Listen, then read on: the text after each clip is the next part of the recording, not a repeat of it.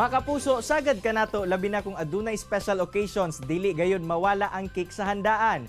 Og diri sa Cagayan de Oro City, adunay nagahimo og fondant cake nga swaksab karong panahon sa Kapaskuhan.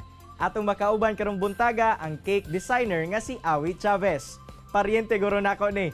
Ma'am Awi, mayong buntag og dayon sa At Home with GMA Regional TV. Kamusta, ma'am? Good morning, mayong buntag. Okay lang. Ikaw, kumusta po? Okay ra pod kaayo, ma'am. Thank you for making time with us, ma'am. Pero ma'am, ginaunsa ba nimo gina-conceptualize ang disenyo sa imong gina-bake nga cake? Nag-specialize ko og customized cake. So, most of the cakes nga akong ginabuhat, mo say something good about sa celebrant. Mo say siya og, kumbaga na siya story to tell about sa celebrant. So, most of the time, mag-interview ko sa kanang mag-order sa ako. And sila po, buhatag sila sa akong idea, concept, or theme sa ilang event. Along the way, ma'am, nakatry pod ba ka og trial and error sa pag-bake ug pag-design hangtod sa makuha nimo ang saktong moisture, lasa ug disenyo sa cake? Murag wala man ko gyud nag-agi ingon ana because love man gud kay nako ang paghimo og customized cakes, mag-decorate. So careful kay ko. I take into consideration unsay gusto sa client, and I have very good attention to detail. So kanang studyhan sa gid nako siya ba, and it takes so much time and good to create customized cakes. So dili siya kanang bara-bara lang kaya nag-order ingon nani, dili imo gid siyang studyhan. And one thing sa ako among good kay I'm very passionate about doing it. So it's more of quality sa ako than quantity. So I only accept what ako makaya in a given time. Karong panahon sa Kapaskuhan, naanda nato, ma'am, katong mga traditional cakes sama sa chiffon o katong mga square o circle ang shapes. Apan kining fondant cake, unsa ba ni nga klase sa cake, ma'am? Ang customized cakes in fondant, sa tinuod lang, daghan kayo kaog mahimo nga different shape, sizes, design. Kay ang nakatsada sa fondant is mamanipulate man gud nimo siya to whatever it is na imong gusto himuon sa cake. So, pwede ka the traditional shapes na round, square, rectangle, kana heart. Sa fondant, pwede ka mohimog 3-dimensional. Pero usually, ma'am, basta Christmas season, mas daghan gyud ang naga-order sa imuha og cake? Ang Christmas good, to be honest, sa tanan, sa among industry, sa cake industry, mao ang peak season good sa amo. So, happy mi kong Christmas. And karong COVID, although affected ang tanan, the only thing that we can do is to just think positive. Og karon mga kapuso, atong tan-awon ang pagdisenyo aron mabuo ang fondant cake. So now among ipakita sa inyo kung unsa may mag-prepare sa among chocolate nga iputos na mo og fondant. First is inyo siyang i-coat into with chocolate ganache. Dapat naka-prepare na inyong cake, desired height, and sa iyahang shape. So i-coat ninyo tanan ng inyong cake kanang pinahinlo gyud kaayo siya, and evenly coated or covered with chocolate ganache. So ingana lang, and then i-prepare na po dayon namo after that ang fondant. We use the recipe of the classic fondant. Sa amo nga case, gagamit mi og fondant sheeter.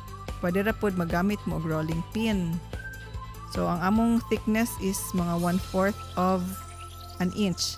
Kaya kung gwapo kayo pagkaganache ang inyong cake, dili mo kinanglan og baga kayo nga fondant. Others man good kay mo gamit og baga kayong fondant mo nang mo reklamo ang uban customers ninyo nga gahi kaayo and very thick ang fondant. So in our case, again, it's 1/4 of an inch ang thickness. So ingana ra ang pag-cover. Actually, kung pwede, you have to work a little fast kay like sa amo, we work in an air-conditioned room. Dali siya mo dry ang fondant. And then, inyo lang dayon siyang i-massage, i-stick ninyo siya sa cake. Ang among gigamit para mo pilit ang fondant sa cake is Crisco or shortening. Then, inyo lang dayong gamitan og fondant smoother. Then, you use a pizza cutter to trim off the excess. So, kana siya. And then, for the base, mao gyapon, mas thinner na ang sa base. Siguro mga 1/8 or 1/16 of an inch thickness. Okay, sa base naman lang siya na mo ibutang. So the same thing, alalayan ninyo ang fondant.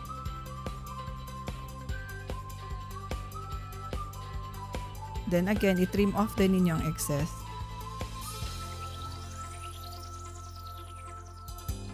So kana siya ang cake board, and then kana siya para gwapo gyud tan-awon, amo na siyang gabutangan og ribbon at the end. Pagkahuman na og decorate sa cake. Then pagbalhin namo sa cake board, gamitan namo siya og royal icing para mo dikit ang cake. Now I have already prepared the decorations for the cake. So kana siyang iyahang fondant trim nga ibutang sa border. Para kabalo mo how to get the exact length, kuhaon lang ninyo ang circumference sa inyong cake. It's cake diameter times 3.14. Pero mag-add mo og kuan sobra kay na-notice na ako dili siya exactly nga mao gyud ang iyang measurement. Dapat mag-add ka lang og mga 1 inch tingali. So ang akong ginagamit pang dikit is piping gel. By the way, ang fondant is a medium nga imong i-cover ang imong cake. So there are frostings na ay boiled icing or kana ilang gaignon nga fondant look.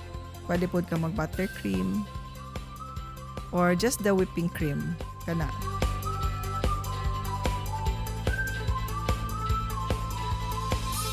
And that's it. See, very smooth ang cake and guwapa. Wow! Itsura pa lang no, makaingon jud kag i-display na lang ang cake kay sayang ang design kung i-slice ra. Dagan kayong salamat, Ma'am Awi, sa imuhang oras nga gihatag sa At Home with GMA Regional TV. Amping pirmi, ma'am. Kini ang At Home with GMA Regional TV.